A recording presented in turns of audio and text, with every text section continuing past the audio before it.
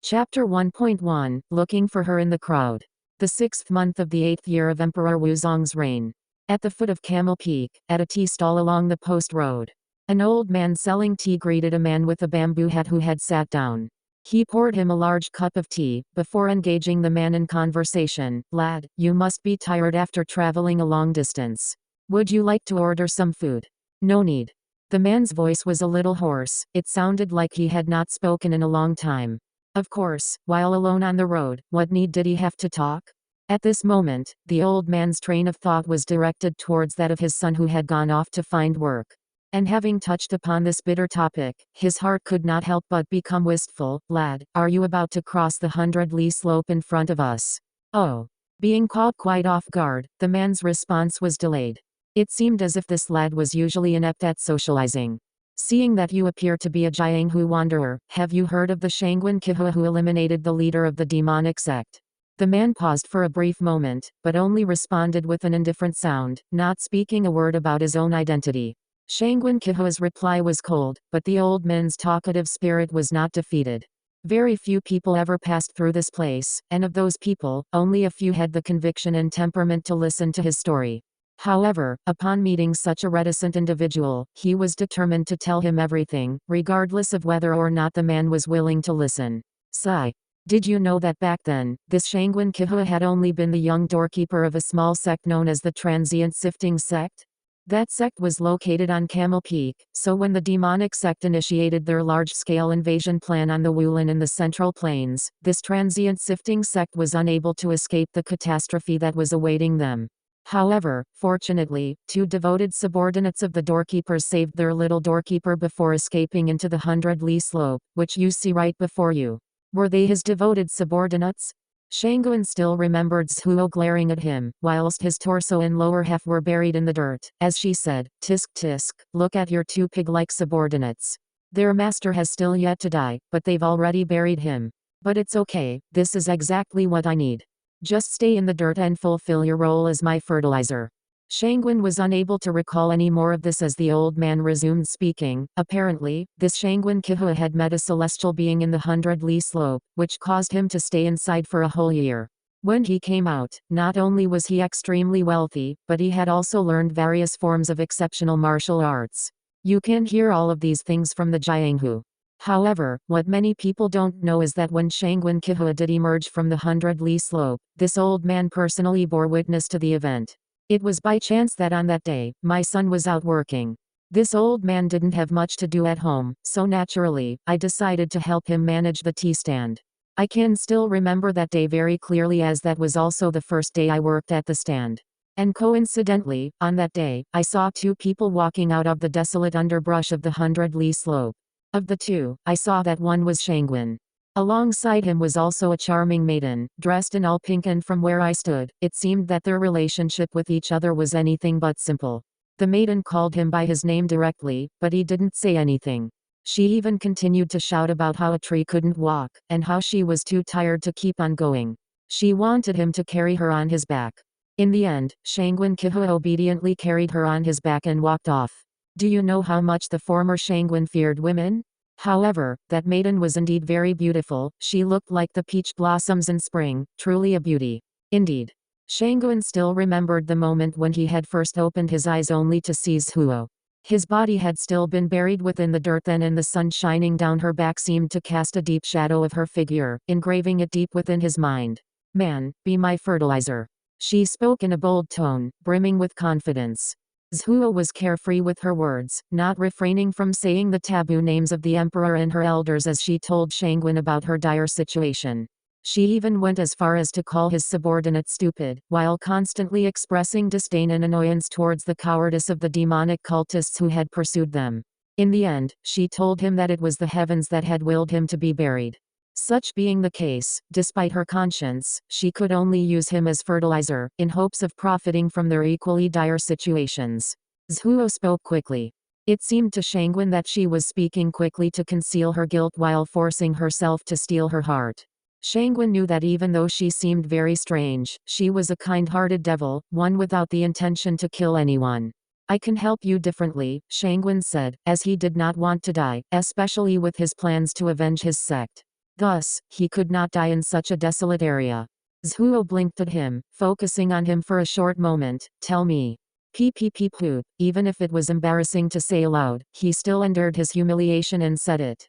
The fertilizer will be more effective, and as long as I'm alive, you'll have an inexhaustible supply of fertilizer at your beck and call. ᎢℋᎪNN blinked at Shangguan for a moment, while giving him her appraisal. You aren't allowed to run away. I won't even think of running away until your true form recovers. ᎢℋᎪNN was blunt with her response and waved her hand before saying, all right then, you can climb out of that pit yourself.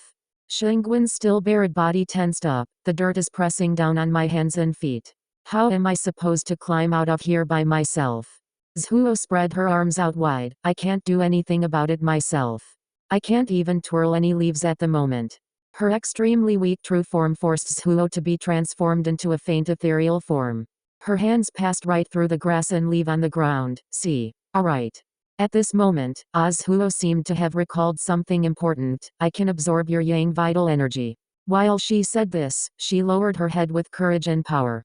In a flash, she was face to face with Shangguan and spared not even a second as she kissed his mouth with a lightning-like speed. When she released his chin, his body went rigid, thoroughly rigid. He seemed to have gone completely dumb. ᎢℋᎪNNn took the opportunity to stick her tongue in his mouth, slowly sucking up his energy. Her transparent form was slowly materializing. The physical feeling of her tongue became stronger and stronger. All of a sudden, a warm liquid began to flow between their mouths. ᎢℋᎪNNn pushed him away and wiped off the blood staining her face. While pointing at Shangguan's mouth, she said, tisk tisk, look at you, look at you. You're growing up. I've been alive for a whole millennium, but this is the first time I've seen a man's nose bleed during a kiss. As she spoke, Shangguan slowly and silently bit his lip out of grief and indignation. After biting his lip for a while, his face flushed red as he said, this was the first time. ᎢℋᎪNNn frowned at him as she momentarily looked at him. Oh, was that amazing enough to be your first kiss? That was my first kiss too. Shangguan turned his head around and closed his eyes before saying, you win. ᎢℋᎪNNn pulled up her sleeves and began to scoop him out of the dirt. As she dug, she said to him, don't try to run away now. I've sucked your yang vital energy and I've even drunk your blood. I'll be able to find you no matter where you go. From now on, you are my gardener. It's your job to apply my fertilizer daily, help me pull out the weeds and get rid of the bugs. If you even dare try to laze off, know that I have demonic powers. Even if I can't fight off other people, I'll still have enough power to deal with you. Shangguan Qihua thought about her slightly raised lips, radiant smile and energetic soul. So even if her true form had dried up into that, she should be capable of surviving up until now. Her life was as lustrous as an exquisite peach blossom. A rare softness had formed on the face under the bamboo hat. He wet his lips with a sip of the bitter tea. Yes, she was very beautiful. He flatly stated. However, the implications hidden inside his words made them feel mysterious to the ear. After finishing his tea, and parting ways with the old man, Shangguan took the icy firmament sword and walked directly to the 100-li slope. Instead of using the post road, he entered from the underbrush through an overgrown field. By relying on his memory, he was slowly able to find the place he wanted to go. Before reaching the 100-li slope, one would first see the disordered buried mound. Legends said that malicious spirits were all around the wild field. However, Shangguan knew that only once in a while would a few small demons that feared humans pop up. There weren't any malicious spirits here at all. When he arrived at the place from his memories, Shangguan looked at the scene in front of him and slowly took off his bamboo hat. Weeds had grown, yet there were no traces of the dried-up peach blossom tree from his memories. He became momentarily unnerved. ᎢℋᎪNNn was a peach blossom demon, so her true form was a peach blossom tree. If her true form no longer existed, his heart clenched. Rays of sunlight blinded him for a moment. Shangguan took a deep breath and continued to move onwards. The icy firmament sword that had made all of the people in the Jianghu feel great admiration was now being used as a sickle to cut grass and remove the weeds in the surroundings. Suddenly, the stump of a dead tree advanced into Shangguan's line of sight. He was startled, but he straightened his body, continuing to survey his surroundings. The scenery around him was transforming, becoming one with the scene from 3 years ago. The fervent winds of June passed by his ear, as the sound of the wind unexpectedly changed into that woman's call. Shangguan Qihua, Shangguan Qihua. It was as if it would never stop. Just like how it had been that June. Following his promise, he helped ᎢℋᎪNNn apply her fertilizer. But aside from the time that was being used to apply her fertilizer, he had plenty of time to spare. ᎢℋᎪNorszá was a demon who had a lot of things to say.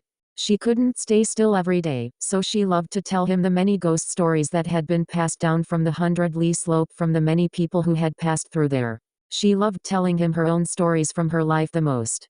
As a peach blossom tree that had been planted by the son of a local tyrant who had gotten rich in a night, ᎢℋᎪNorszá described her birth like this: the person who planted me was a stutterer. The first year I bloomed, his master taught him the book of songs. In the end, he said, ᎢℋᎪNorszá for a long time, but he was still unable to recite the entire poem. Thus, that was how my name was formed. ᎢℋᎪNorszá turned her head to look at him. Actually, you're pretty compatible with me. Shangguan Qihua, the flowers are brilliant when in bloom. She whispered into Shangguan's ear, making his whole face turn red. End of chapter 1.1.